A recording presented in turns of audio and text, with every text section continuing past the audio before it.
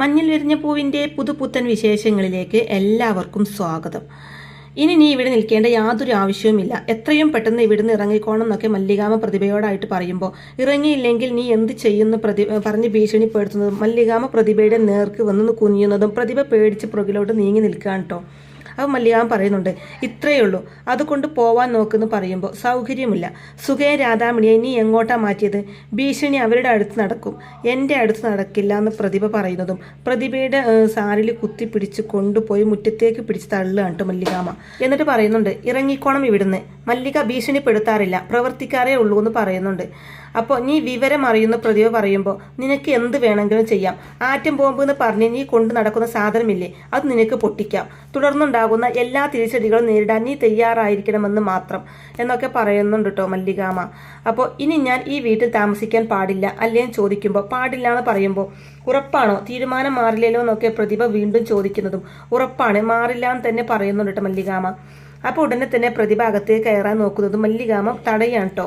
എൻ്റെ ബാഗ് എടുക്കണം, അതിനകത്ത് മാറിയിടാനുള്ള ഡ്രസ്സൊക്കെ ഇരിക്കുന്നതെന്ന് പ്രതിഭ പറയുമ്പോൾ, ഞാൻ എടുക്കാം അച്ഛമ്മയെന്ന് പറഞ്ഞിട്ട് നിരഞ്ജന ബാഗ് എടുത്തു കൊണ്ടുവന്ന് കൊടുക്കുന്നുണ്ട് കേട്ടോ. തുടർന്ന് പ്രതിഭ പറയുന്നുണ്ട്, ഇപ്പൊ ഞാൻ പോകുന്നു, പക്ഷേ തിരിച്ചു വരും. നീ ഒളിപ്പിച്ച് അവര് എവിടെയുണ്ടെങ്കിൽ ഞാൻ കണ്ടുപിടിക്കും. നിന്നെ ഞാൻ വെറുതെ വിടാൻ ഉദ്ദേശിച്ചിട്ടില്ല എന്ന് പറയുന്നതും മല്ലികാമ ദേഷ്യത്തോടെ കൈയോങ്ങുന്നതും പ്രതിഭ ബാഗ് എടുത്ത് ഓടുകയാണ് അവിടുന്ന്. കുറച്ച് മുമ്പോട്ട് എത്തിയതിനു ശേഷം തിരിഞ്ഞു വന്നിട്ട് പറയുന്നുണ്ട്, തണ്ടും തടിയും ഉണ്ടെന്ന് കരുതി തല്ലി ജയിക്കാമെന്ന് വിചാരിക്കേണ്ടടി നീ. നിന്റെ അഹങ്കാരം അവസാനിപ്പിച്ചില്ലെങ്കിൽ എൻ്റെ പേര് പ്രതിഭ എന്നല്ല എന്ന് പറഞ്ഞിട്ടാണ് പ്രതിഭ അവിടുന്ന് പോകുന്നത്.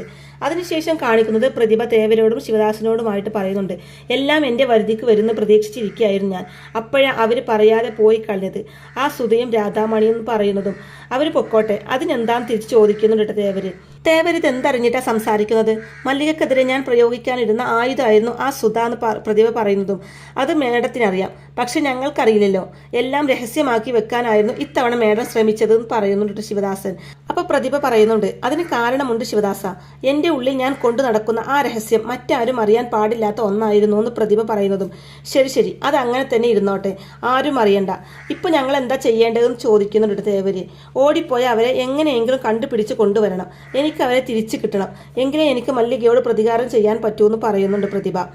അപ്പോൾ ശിവദാസൻ പറയുന്നുണ്ട്, ശ്രമിക്കാം, പക്ഷേ അവർ പോയ സ്ഥിതിക്ക് ഈ ഏരിയ തന്നെ വിട്ടു കാണുന്ന സംശയമുണ്ട്, അവർ ഈ ഡിസ്ട്രിക്റ്റ് തന്നെ വിട്ടു കാണുന്നൊക്കെ ശിവദാസൻ തന്റെ സംശയം പറയുമ്പോൾ പ്രതിഭ പറയുന്നുണ്ട്, ഇനി ഞാൻ നിങ്ങളോടൊന്നും മറച്ചു വെക്കുന്നില്ല. ആ സുധയും രാധാമണിയും ആരാണെന്ന് അറിയോ നിങ്ങൾക്ക്? പ്രതാപിന്റെ ഭാര്യയും മകളെന്ന് പറയുന്നതും, ഏത് പ്രതാപിന്റെയും തിരിച്ചു ചോദിക്കുന്നുണ്ട് ശിവദാസൻ.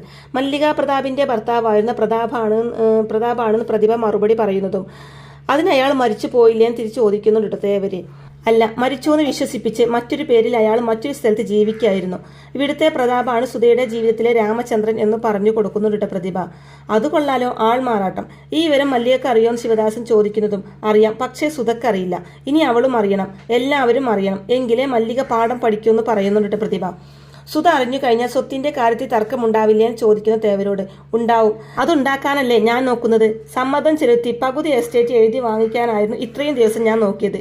അപ്പോഴാണ് അവരിവിടുന്ന് പോയത്. ഫോണിൽ പോലും കിട്ടുന്നില്ല. നിങ്ങൾ വിചാരിച്ചാലേ അവരെ കണ്ടുപിടിക്കാൻ പറ്റൂ. അവരെ കണ്ടുകിട്ടിയില്ലെങ്കിൽ എൻ്റെ എല്ലാ പദ്ധതിയും പൊളിയെന്നൊക്കെ പ്രതിഭ പറയുമ്പോൾ, ഈ വിവരം നേരത്തെ ഞങ്ങളെ അറിയിച്ചിരുന്നെങ്കിൽ ഒരിക്കലും ഇപ്പോൾ കിടന്ന് കരയുന്ന പോലെ കരയേണ്ടി വരില്ലായിരുന്നു. ഇനിയിപ്പോൾ കഴിഞ്ഞ കാര്യങ്ങളെക്കുറിച്ച് പറഞ്ഞിട്ട് ഒരു കാര്യവുമില്ല. അവരെ കണ്ടുപിടിക്കാൻ നോക്കാമെന്ന് തേവരും. വിഷമിക്കേണ്ട, എവിടെയുണ്ടെങ്കിലും ഞങ്ങൾ അവരെ കണ്ടുപിടിച്ചിരിക്കുന്നു ഉറപ്പ് കൊടുക്കുന്നുണ്ട് ശിവദാസനും. അതിനുശേഷം കാണിക്കുന്നത് ചിത്തിര മല്ലികാമയോടായിട്ട് പറയുന്നുണ്ട്, അച്ഛമ്മേ, അവർ പോയിന്ന് എനിക്കിപ്പോഴും വിശ്വസിക്കാൻ പറ്റുന്നില്ല. ഇത്രയും എളുപ്പത്തിൽ തീരുന്ന പ്രശ്നമായിരുന്നെങ്കിൽ നേരത്തെ അത് ചെയ്യായിരുന്നില്ലേ എന്ന് ചിത്തിര പറയുന്നതും, ഏത് തല്ലോന്ന് മല്ലികാമ ചോദിക്കുമ്പോൾ, തല്ല് മാത്രമല്ലല്ലോ, ഭീഷണിയും ഉണ്ടായിരുന്നില്ലേ എന്ന് ചോദിക്കുന്നുണ്ട് ചിത്തിര. അപ്പോൾ രണ്ടും ഫലിച്ചു അല്ലേ എന്ന് ചോദിക്കുന്നുണ്ട് മല്ലികാമ. തുടർന്ന് പറയുന്നുണ്ട്, എന്നാലല്ല, ഒന്നും തീർന്നിട്ടില്ല, നമ്മുടെ ഭാഗം നമ്മൾ വൃത്തിയായിട്ട് ചെയ്തു, ഇനി പ്രതിഭയുടെ ഊഴാണെന്ന് മല്ലികാമ പറയുന്നതും, അവർ എന്ത് ചെയ്യാനാ അച്ഛമ്മേ? എന്തെങ്കിലും ചെയ്യാനായിരുന്നെങ്കിൽ അപ്പോഴേ അത് ചെയ്തേനെ. അവർ സത്യത്തിൽ പേടിച്ചു, അങ്ങനെയാ ജീവനും കൊണ്ട് ഓടിയത്. ഇനി അവർ ഈ പേരും പറഞ്ഞു വരുന്ന എനിക്ക് തോന്നുന്നില്ല. അമ്മ അത് തല്ലല്ലേ കിട്ടിയത്, അതിൻ്റെ വേദന ദേഹത്തിൽ നിന്ന് പോകാൻ കുറേ ടൈം എടുക്കുമെന്നൊക്കെ ചിത്തിര പറയുന്നുണ്ട് കേട്ടോ. അപ്പോൾ അത് കേൾക്കുന്ന മല്ലികാമ പറയുന്നുണ്ട്, ഇനി വരാൻ പോകുന്നത് പ്രതിഭയായിരിക്കില്ല, സുധയായിരിക്കും. എല്ലാം സുധയോട് പറയും. ക്യാഷിനോട് ആക്രാന്തമുള്ള സുധ എനിക്ക് തന്ന വാക്ക് മറന്ന് അവകാശം ചോദിക്കാൻ വരും. അപ്പോൾ ഈ വഴക്കിന്റെ രണ്ടാം ഘട്ടം ആരംഭിക്കുന്ന മല്ലികാമ പറയുന്നതും, അതിന് അപ്പോൾ സുധാന്റെയും പ്രതിഭാമയും തമ്മിൽ കാണരുതെന്നല്ലേ അച്ഛമ്മ പറഞ്ഞേക്കുന്നത്? ആ നിർദ്ദേശം അവർ തെറ്റിക്കോ? പ്രത്യേകിച്ചും പണം അച്ഛമ്മ കൊടുത്ത സാഹചര്യത്തിൽ നിന്നൊക്കെ ചിത്തിര പറയുമ്പോൾ മല്ലികാമ പറയുന്നുണ്ട്, മനുഷ്യരെ പഠിക്കാനുള്ള മെഷീൻ ഇതുവരെ കണ്ടുപിടിച്ചിട്ടില്ല. സാധാരണ രീതിയിൽ അവർ തമ്മിൽ കാണാൻ പാടില്ല. ഇപ്പോൾ കണ്ടാൽ എന്ത് ചെയ്യും? നമുക്ക് തെറ്റെന്ന് പറയാൻ പറ്റുമോ? സുധ പ്രതിഭയെ കണ്ടില്ലെങ്കിലും പ്രതിഭ സുധയെ കാണും. എന്നിട്ട് പറയാനുള്ളത് മുഴുവൻ പറയും. കരുതിയിരിക്കണം നമ്മൾ. തീരം വിട്ടുപോയ തിര അതുപോലെ, അല്ലെങ്കിൽ അതിനേക്കാൾ ശക്തമായി തിരിച്ചു വരാൻ സാധ്യതയുണ്ട് എന്നുള്ളത് നമ്മൾ ഓർക്കണം. നമ്മൾ തയ്യാറായിരിക്കണം അതിനെ നേരിടാൻ. അതുകൊണ്ടാണ് എല്ലാവരും പോയപ്പോൾ നിങ്ങൾ കാണിച്ച സന്തോഷം ഞാൻ കാണിക്കാതിരുന്നത്. ശരിക്കും സന്തോഷിക്കാനുള്ള അവസരമായില്ല എന്നുള്ളത് എനിക്ക് നന്നായിട്ടറിയാം. അതാകട്ടെ അപ്പോൾ സന്തോഷിക്കാന്നൊക്കെ പറഞ്ഞു കൊടുക്കുന്നുണ്ട് മല്ലികാമ. അപ്പോൾ ചിത്തിര പറയുന്നുണ്ട്, പ്രതിഭാമയും സുധാന്റിയും തമ്മിൽ കാണരുത്, അതല്ലേ വേണ്ടത്. അവർ തമ്മിൽ കാണില്ല, അവർക്കൊരിക്കലും പരസ്പരം കാണാൻ പറ്റില്ല എന്നൊക്കെ ചിത്തിര പറയുന്നതും, എന്ന് നിനക്കെങ്ങനെ അറിയാമെന്ന് തിരിച്ചു ചോദിക്കുമ്പോൾ ഞാനത് ആഗ്രഹിക്കുന്നുണ്ടെന്ന് ചിത്തിര പറയുന്നതും, നിന്റെ ആഗ്രഹങ്ങൾ നടക്കണമെന്ന് ഞാനും ആഗ്രഹിക്കുന്നു. നമ്മുടെ രണ്ടുപേരുടെയും ആഗ്രഹങ്ങൾ നടക്കുമോ ഇല്ലയോ എന്നത് കാലമാണ് തീരുമാനിക്കുന്നത്. നോക്കാം കാലത്തിന്റെ തീരുമാനം എന്തായിരിക്കും എന്ന് പറയുന്നുണ്ട് മല്ലികാമ. അതിനുശേഷം എന്തായി, വല്ല വിവരവും കിട്ടിയോ എന്ന് പ്രതിഭ തേവരോടും ശിവദാസനോടുമായിട്ട് ചോദിക്കുമ്പോൾ, കിട്ടി, അവർ ഈ ഭൂമി മലയാളത്തിലൊന്നും ഇല്ല എന്നുള്ള വിവരം കിട്ടിയും തേവരും, അന്വേഷിക്കാൻ ഇനി ഒരു സ്ഥലവുമില്ല. ഞങ്ങൾ എത്ര ശ്രമിച്ചിട്ടും അവരെ കണ്ടുപിടിക്കാൻ പറ്റിയില്ല. ബസ് സ്റ്റാൻഡിലും ജീപ്പുകാരോടും ഓട്ടോക്കാരോടും എല്ലാം ചോദിച്ചു, അവർക്ക് ആർക്കും അറിയില്ല. അങ്ങനെ ഒരു സ്ത്രീയെ കണ്ടതായിട്ട് അവരാരും ഓർക്കുന്നു പോലും ഇല്ല എന്ന് പറയുന്നുണ്ട് ശിവദാസനും. എന്റെ ബലമായ സംശയം അവർ തമിഴ്നാട്ടിലേക്ക് തന്നെ തിരിച്ചു പോയി കാണും എന്നുള്ളതാണ് തേവര് പറയുന്നതും. ഇല്ല തേവര്, അവർ തമിഴ്നാട്ടിലേക്ക് ഒരിക്കലും പോവില്ല. അവിടെ ചെന്നാൽ അവരെ കടക്കാർ പിടിക്കും. വേറെ എവിടേക്കെങ്കിലും പോവാനാ സാധ്യത എന്ന് പറയുന്നുണ്ട് പ്രതിഭ. ഫോൺ സ്വിച്ച് ഓഫ് ആയതാണ് കുഴപ്പമായത്, അല്ലെങ്കിൽ എങ്ങനെയെങ്കിലും കണ്ടുപിടിക്കാമായിരുന്നു എന്ന് ശിവദാസൻ പറയുന്നതും, ഞാനുമായിട്ട് ഒരു ബന്ധവും പാടില്ല എന്ന് മല്ലിക അവരോട് പറഞ്ഞു കാണും. അതുകൊണ്ട് അവർ ഫോൺ സ്വിച്ച് ഓഫ് ചെയ്തു വെച്ചിരിക്കുന്നത് എന്ന് പറയുന്നുണ്ട് പ്രതിഭ. തുടർന്ന് പറയുന്നുണ്ട്, ഇന്നത്തെ കാലത്ത് മനുഷ്യപ്പറ്റി കാണിക്കാൻ പാടില്ല തേവരെ, ഞാൻ അങ്ങനെ ചെയ്തു, അതാ പ്രശ്നമായതെന്ന് പ്രതിഭ പറയുന്നതും, മനസ്സിലായില്ല എന്ന് പറയുന്നുണ്ട് തേവര്. അപ്പോൾ പ്രതിഭ പറഞ്ഞു കൊടുക്കുന്നുണ്ട്, രാമചന്ദ്രൻ തന്നെയാണ് പ്രതാപ് എന്നുള്ള രഹസ്യം ആദ്യം തന്നെ എനിക്ക് അവരോട് പറയാമായിരുന്നല്ലോ. എന്തുകൊണ്ട് ഞാനത് ചെയ്തില്ല? ഉള്ളിൻ്റെ ഉള്ളിൽ മല്ലികക്ക് നാണക്കേടാവും എന്ന് വിചാരിച്ചു. അങ്ങനെയൊന്നും ചിന്തിക്കാതെ തുടക്കത്തിലെ രഹസ്യം അവരോട് പറഞ്ഞാൽ മതിയായിരുന്നു. അങ്ങനെ ചെയ്തിരുന്നെങ്കിൽ ഇപ്പോഴും അവരവിടെ തന്നെ കണ്ടേനെ എന്ന് പറയുന്നുണ്ട് പ്രതിഭ. അപ്പോൾ ശിവദാസൻ പറയുന്നുണ്ട്, അത് ശരിയാ, അങ്ങനെ ഒരു അബദ്ധം പ്രതിഭയ്ക്ക് പറ്റിയെന്ന് പറയുന്നുണ്ട്.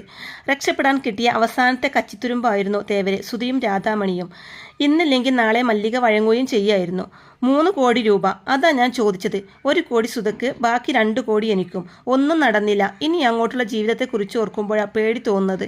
എങ്ങനെ ജീവിക്കും? എവിടെ താമസിക്കും? എവിടെ നിന്ന് എടുത്ത് കഴിക്കും? ഹോ, ആകെ ഒരു മൂടലാ തേവരെ, എനിക്കറിയില്ല ഇനി എങ്ങനെ മുന്നോട്ട് പോകുന്നൊക്കെ പറഞ്ഞ് പ്രതിഭ അങ്ങനെ പരിഭ്രമിക്കുമ്പോൾ, വിഷമിക്കേണ്ട, എന്തെങ്കിലും ഒരു വഴി തെളിയുന്ന തേവര് പറയുന്നതും, തെളിയിക്കണം, അല്ലെങ്കിൽ പെടുന്നത് ഞാൻ തന്നെയായിരിക്കും എന്ന് പറഞ്ഞിട്ട് പ്രതിഭ അവിടുന്ന് പോവാണ് കേട്ടോ.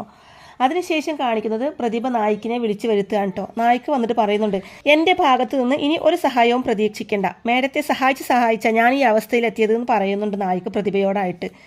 എന്താ ആവശ്യമെന്ന് കേൾക്കുന്നതിന് മുമ്പ് താൻ ഇങ്ങനെയൊന്നും പറയല്ലേ നായിക്ക്, ഞാനിപ്പോൾ ജീവൻ മരണ പോരാട്ടത്തിലാണ്. അവർ 2 പേരെയും കണ്ടുപിടിക്കാൻ പറ്റിയില്ലെങ്കിൽ ഇതുവരെ ഉണ്ടാക്കിയെടുത്തത് മുഴുവൻ ചീട്ടുകൊട്ടാരം പോലെ തകർന്നടിയെന്നൊക്കെ പ്രതിഭ പറയുമ്പോൾ, വീഴട്ടെ, എൻ്റെ അവസ്ഥ മേഡത്തിനറിയോ, സസ്പെൻഷനിലാ, അന്വേഷണം നേരിട്ട് കൊണ്ടിരിക്കാന്നൊക്കെ പറഞ്ഞ് നായിക്ക് ഇങ്ങനെ പൊട്ടിത്തെറിക്കുന്നതും, അതൊക്കെ ഒരു പ്രഹസനമല്ലേ, തന്നെ ഒന്നും ചെയ്യരുതെന്ന് മുഖ്യമന്ത്രിയെ വിളിച്ച് ഞാൻ പറയാമെന്ന് പറയുന്നുണ്ട് കേട്ടോ പ്രതിഭ. അപ്പോൾ അത് കേട്ട് നായിക്ക് പറയുന്നുണ്ട്, മേഡം വിളിച്ചാൽ മുഖ്യമന്ത്രി ഫോൺ പോലും എടുക്കില്ല, ഞാൻ കാണാൻ പോയതാ, എന്നെ പോലും കാണാൻ അനുവദിച്ചില്ല എന്ന് പറയുന്നുണ്ട് നായിക്ക്. എടോ, നമുക്കിപ്പോൾ കഷ്ടകാലാന്ന് പ്രതിഭ പറയുന്നതും, എൻ്റെ കഷ്ടകാലം മേഡാ, എന്ന് ഞാൻ മേഡത്തിൻ്റെ കൂടെ കൂടിയോ അന്ന് തുടങ്ങി എൻ്റെ കഷ്ടകാലം എന്ന് പറയുന്നുണ്ട് നായിക്ക്. എടോ, പഴയതൊന്നും താൻ മറക്കരുത്, നമ്മൾ 2 പേരും കൂടി എന്തുമാത്രം ക്യാഷ് ഉണ്ടാക്കിയത്. ഹോ, ആ നാശം പിടിച്ച് വിനയൻ കാരണം എൻ്റെ അക്കൗണ്ട് മുഴുവൻ ഫ്രീസ് ചെയ്തിരിക്കുക. അല്ലായിരുന്നെങ്കിൽ എനിക്കിങ്ങനെ കണ്ടവൻ്റെ മുമ്പിൽ കുമ്പിട്ട് നിൽക്കേണ്ടി വരില്ലായിരുന്നു എന്നൊക്കെ പ്രതിഭ പറയുന്നതും, അതൊന്നും എനിക്കറിയണ്ട, അവനവൻ കുഴിക്കുന്ന കുഴികയില അവനവൻ വീഴുന്നത് തന്നെയെന്ന് നായിക്ക് പറയുന്നത് കേട്ട്, താൻ എന്ന് തുടങ്ങി ഈ തത്വം പറച്ചില്ലെന്ന് ചോദിക്കുമ്പോൾ, ജയിലിൽ നിന്ന് ഇറങ്ങിയപ്പോൾ തുടങ്ങിയതാ, ഇനി ഭക്തി മാർഗത്തിലൂടെ പോയാലോ എന്നാണ് ഞാൻ ചിന്തിക്കുന്നത് എന്ന് പറയുന്നുണ്ട് നായിക്ക്. താൻ ഏത് മാർഗത്തിലൂടെ വേണമെങ്കിലും പോയിക്കോ, ഈ ഒരു പ്രാവശ്യം എന്നെ ഒന്ന് സഹായിക്ക്. ആ 2 പേരെ, സുധയും രാധാമണിയും, അവരെ ഒന്ന് കണ്ടുപിടിക്കാൻ താൻ എന്നെ ഒന്ന് സഹായിക്ക്. അവരെ കിട്ടിയാൽ മല്ലികയുടെ മുഖത്ത് 2 കൈയും വീശി ആഞ്ഞടിക്കും ഞാൻ. എടോ, താനൊന്ന് കളത്തിലിറങ്ങിടോ എന്നൊക്കെ പറഞ്ഞ് പ്രതിഭ വീണ്ടും നായിക്കിൻ്റെ മുമ്പിൽ യാചിക്കുന്നതും, ഇല്ല മേഡം, എന്നെ കൊണ്ട് പറ്റില്ല എന്ന് തന്നെ പറയുന്നുണ്ട് നായിക്ക്. എടോ, താൻ വേറെ ഒന്നും ചെയ്യേണ്ടടോ എന്ന് പ്രതിഭ വീണ്ടും പറയുന്നതും, സോറി മേഡം എന്ന് പറയാണ്ട് നായിക്ക്. അപ്പോൾ തന്നെ ഇനി ഒന്നിനും പ്രതീക്ഷിക്കേണ്ടെന്ന് പ്രതിഭ പറയുന്നതും, വേണ്ടാന്ന് തന്നെ പറയാൻ നായിക്ക്. അപ്പോൾ പ്രതിഭ പറയുന്നുണ്ട്, ഇന്നല്ലെങ്കിൽ നാളെ ഞാൻ അധികാരത്തിലെത്തും, അന്ന് കാണിച്ചു തരാടോ തന്നെയെന്ന് ഭീഷണിപ്പെടുത്തുന്നതും നായിക്ക് ദേഷ്യത്തോടെ പ്രതിഭയുടെ നേർക്ക് ചെല്ലാണ് കേട്ടോ. ഭീഷണിപ്പെടുത്തുന്നോ? പൊക്കിയെടുത്ത് ഡാമിൻ്റെ മുകളിൽ പോയി വെള്ളത്തിൽ കൊണ്ടിടാൻ അറിയാഞ്ഞിട്ടല്ല, പിന്നെ ചെയ്യാത്തത് പണ്ട് നമ്മൾ ഒരേ പ്ലേറ്റിൽ ഉണ്ടവരായതുകൊണ്ടാ. ഇനി എൻ്റെ മുമ്പിൽ നിന്ന് വായിൽ തോന്നിയത് വിളിച്ചു പറഞ്ഞാൽ മാനിൻ്റെ മുഖം മൂടി ഞാൻ അങ്ങ് അഴിച്ചു വെക്കും. ഈ നായ്ക്ക് നിങ്ങളെക്കാളും തറയാണെന്ന് പറഞ്ഞ് പ്രതിഭയെ ഗെറ്റ് ഔട്ട് അടിക്കാണ്ട് നായ്ക്ക് ചെയ്യുന്നത്. പ്രതിഭയാണെങ്കിൽ പേടിച്ചിരണ്ട് അവിടുന്ന് ഓടിപ്പോവാണ് ചെയ്യുന്നത്. അതിനുശേഷം കാണിക്കുന്നത് ഫോട്ടോഗ്രാഫി മത്സരത്തിൽ ചിത്രങ്ങൾ അയച്ചതിന് ചിത്തിരയ്ക്ക് സമ്മാനങ്ങൾ ഉണ്ടെന്ന് പറഞ്ഞിട്ട് ഒരു ലെറ്റർ കിട്ടുകയാണ്. ഇത് കാണുന്ന മല്ലികാമയ്ക്കും ചിത്തിരയ്ക്കൊക്കെ ഒരുപാട് സന്തോഷമാവുന്നുണ്ട് കേട്ടോ. ആഹാ, ശരിയാണല്ലോ, വലിയ അംഗീകാരമാണല്ലോ കിട്ടിയതെന്നൊക്കെ മല്ലികാമ പറയുമ്പോൾ സമ്മാനം കിട്ടുമെന്ന് കരുതി അയച്ചതല്ല അച്ഛമ്മേ, ഭാഗ്യം കൊണ്ട് കിട്ടിയതാണെന്ന് പറയുന്നുണ്ട് കേട്ടോ. അപ്പോൾ അതും കേട്ടുകൊണ്ട് അങ്ങോട്ടേക്ക് വരുന്ന സുജ പറയുന്നുണ്ട്, അതുകൊണ്ട് മാത്രമല്ല കഴിവുണ്ടായിട്ട് കൂടിയാണെന്ന് പറയുന്നുണ്ട്. മുഴുവൻ ക്രെഡിറ്റും എനിക്ക് മാത്രമായിട്ട് തരണ്ട, അതിലൊരു പങ്ക് നിരഞ്ജനയ്ക്കും കൂടിയുള്ളതാ. സത്യത്തിൽ നിരഞ്ജന കാരണം ഞാൻ ആ മത്സരത്തിൽ പങ്കെടുത്തത് തന്നെ. ഇങ്ങനെയൊരു മത്സരം നടക്കുന്നുണ്ടെന്ന് തന്നെ നിരഞ്ജനയല്ലേ എന്നോട് പറഞ്ഞത്. ഫോട്ടോ എടുക്കണമെന്ന് ആവശ്യപ്പെട്ടത് നിരഞ്ജന തന്നെയാണ്. അവളുടെ ക്യാമറ കൊണ്ടാണ് ഞാൻ എല്ലാ പടവും എടുത്തതെന്നൊക്കെ പറയുന്നുണ്ട് ചിത്തിര. അപ്പോൾ നിരഞ്ജന പറയുന്നുണ്ട്, എൻ്റെ ക്യാമറയല്ല, ഇപ്പോൾ അത് ചിത്തുവിൻ്റെ ക്യാമറയാണെന്ന് പറയുന്നതും പണ്ട് അത് നിൻ്റേതായിരുന്നില്ലേ എന്ന് ചിത്തിര പറയുന്നതും അത് പണ്ടല്ലേ, അത് ഞാൻ എപ്പോഴാണോ നിനക്ക് തന്നത് അപ്പം മുതൽ അത് നിൻ്റെ ക്യാമറയായി, നിൻ്റെ മാത്രം ക്യാമറ എന്ന് പറയുന്നുണ്ട് നിരഞ്ജന. അപ്പം മല്ലികാമ പറയുന്നുണ്ട്, ക്യാമറ അത് ആരുടേതാണ് എന്നുള്ളതല്ല നമ്മുടെ വിഷയം, സമ്മാനം കിട്ടി എന്നുള്ളതാണ്. നല്ലൊരു സമയത്താണ് ഈ വാർത്ത വന്നത്. അവരിവിടെ ഉണ്ടായിരുന്ന സമയത്താണെന്നുണ്ടെങ്കിൽ നമുക്കിത് വേണ്ടതുപോലെ ആസ്വദിക്കാനും പറ്റില്ല, ആഘോഷിക്കാനും പറ്റില്ല എന്ന് പറയുന്നുണ്ട്. തുടർന്ന് 2 പേർക്കും എൻ്റെ വക ചിലവുണ്ട് എന്ന് പറയുമ്പോൾ അത് വേണം അച്ഛമ്മേ, ഈ നേട്ടത്തിൽ ഞാൻ കടപ്പെട്ടിരിക്കുന്നത് നീരുവിനോടാണ് എന്ന് പറയുന്നുണ്ട് ചിത്തിരിയും. തുടർന്ന് മല്ലികാമ ചിത്തിരിയോടായിട്ട് പറയുന്നുണ്ട്, അതെ പത്രത്തിലൊക്കെ ഫോട്ടോ വരും, നാഷണൽ ഫോട്ടോഗ്രാഫി മത്സരത്തിൽ സമ്മാനം കിട്ടിയ ചിത്തിര, എല്ലാവരും അറിയട്ടെ നീ ഒരു പ്രതിഭയാണെന്ന് പറയുന്നതും പ്രതിഭയോ ചോദിക്കുന്നുണ്ട് ചിത്തിര. അയ്യോ സോറി, ആ പ്രതിഭയല്ല, ഇത് ടാലൻറ്റ്, കഴിവ് എന്ന് പറയുന്നുണ്ട് മല്ലികാമ. അതിനുശേഷം കാണിക്കുന്നത് രാധാമണി പത്രം വായിച്ചുകൊണ്ടിരിക്കുന്നതിനിടയിൽ മല്ലികാമ തന്ന ക്യാഷ് എന്ത് ചെയ്യാനാണ് അമ്മ ഉദ്ദേശിക്കുന്നതെന്ന് വിളിച്ച് ചോദിക്കുമ്പോൾ സുധ വന്നിട്ട് പറയുന്നുണ്ട്, എന്തെങ്കിലും ചെയ്യണം, പണയത്തിനൊരു വീടെടുക്കണം, എന്നാൽ മാസാമാസം വാടക കൊടുക്കാൻ കിടന്ന് ഓടണ്ടല്ലോ, നിനക്ക് എന്തായാലും എവിടെയെങ്കിലും ഒരു ജോലി കിട്ടും, ഞാനും ഒരു ജോലിക്ക് പോകുമെന്ന് പറയുന്നുണ്ട് സുധ. അങ്ങനെ നല്ലത് വലുതും ആലോചിക്ക്, ഇപ്പോൾ ഒരു മനസ്സമാധാനമൊക്കെ ഉണ്ട്. ആ ബംഗ്ലാവിൽ കഴിയുമ്പോൾ ഓരോ നിമിഷവും എന്തൊരു പേടിയായിരുന്നെന്നറിയോ. അർഹതയില്ലാത്തത് ആഗ്രഹിക്കരുത്, അത് കിട്ടില്ല എന്ന് പറയുന്നുണ്ട് കേട്ടോ രാധാമണി. മല്ലികാമ തന്ന ക്യാഷ് അർഹതയില്ലാത്തതെന്നാണോ നീ പറയുന്നത്? ഞാൻ അങ്ങനെ കരുതുന്നില്ല. എന്തുകൊണ്ടായിരിക്കും അവർ നമുക്ക് ഇത്രയും ക്യാഷ് തന്നത്? വെറുതെ ഒരാൾക്ക് ക്യാഷ് കൊടുക്കുമോ? അതിലെന്തോ ഉണ്ടെന്നൊക്കെ അങ്ങനെ സുധ പറയുന്നതും രാധാമണി പറയുന്നുണ്ട്, വേണ്ടാത്തൊന്നും ചിന്തിക്കല്ലേ അമ്മേ, കഴിഞ്ഞത് കഴിഞ്ഞു, ഇനി ഒരിക്കലും നമ്മൾ മല്ലികയെ കാണാനേ പോകുന്നില്ല എന്ന് പറയുന്നുണ്ട്. അത് നമ്മളാണോ തീരുമാനിക്കുന്നത്? അവരെ ഇനിയും കാണണമെന്നാണ് വിധിയെങ്കിൽ കണ്ടേ പറ്റൂന്ന് സുധ പറയുമ്പോൾ എന്നെ പ്രതീക്ഷിക്കേണ്ട, ഞാൻ വരില്ല എന്ന് പറയുന്നുണ്ട് രാധാമണി. അങ്ങനെ രാധാമണി പത്രം വായിച്ചു കൊണ്ടിരിക്കുന്ന സമയത്ത് ആ വാർത്ത കാണുക കേട്ടോ. അമ്മേ, ആ മല്ലികാമയുടെ കൊച്ചുമോൾക്ക് നാഷണൽ ഫോട്ടോഗ്രാഫി മത്സരത്തിൽ പുരസ്കാരം കിട്ടി, പടം പത്രത്തിലുണ്ടെന്ന് രാധാമണി പറയുന്നതും സുധ പത്രം വാങ്ങി നോക്കുകയാണ് കേട്ടോ. നല്ല കഴിവുള്ള കുട്ടിയാണല്ലേ എന്ന് സുധ പറയുന്നതും നമുക്കൊന്ന് വിളിച്ച് അഭിനന്ദിച്ചാലോ അമ്മേ, ഒന്നുമില്ലെങ്കിൽ നമുക്ക് ഇത്രയും ക്യാഷ് തന്നവരല്ലേ എന്ന് രാധാമണി പറയുന്നതും അതിന് നിൻ്റെ കയ്യിൽ നമ്പറുണ്ടോ എന്ന് ചോദിക്കുന്നുണ്ട് സുധ.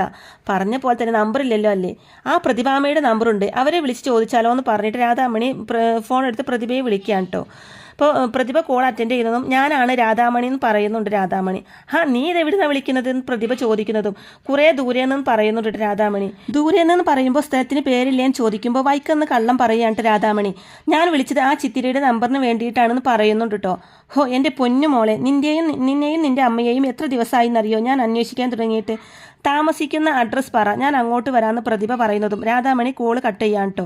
അങ്ങനെ കോള് കട്ട് ചെയ്തതിന് ശേഷം എന്ത് പറഞ്ഞു എന്ന് സുധ ചോദിക്കുമ്പോൾ അവർക്ക് നമ്മളെ കാണണമെന്ന് ആ പ്രതിഭാമ്മയ്ക്ക് ഞാൻ കോൾ കട്ട് ചെയ്തു, പുതിയ എന്തോ അടവും കൊണ്ടുള്ള വരവാ അമ്മേ, അവരുമായിട്ട് ഒരു ബന്ധവും നമുക്കിനി വേണ്ടാന്ന് പറയുന്നുണ്ട് രാധാമണി. നീ വൈക്കം എന്ന് പറഞ്ഞതെന്തിനാ? അതിന് നമ്മൾ വൈക്കത്തല്ലല്ലോ എന്ന് പറയുമ്പോൾ നമ്മളെ അന്വേഷിക്കാൻ വല്ല പ്ലാനും ഉണ്ടെങ്കിൽ അവർ വൈക്കത്തേക്ക് പോയിക്കോട്ടെ എന്ന് വിചാരിച്ച അങ്ങനെ പറഞ്ഞത്. അമ്മേ, നമുക്ക് ഈ ഹോട്ടലിൽ നിന്ന് എത്രയും പെട്ടെന്ന് പോകണം, ഇനി ഇവിടെ നിൽക്കുന്നത് അപകടമാണെന്ന് രാധാമണി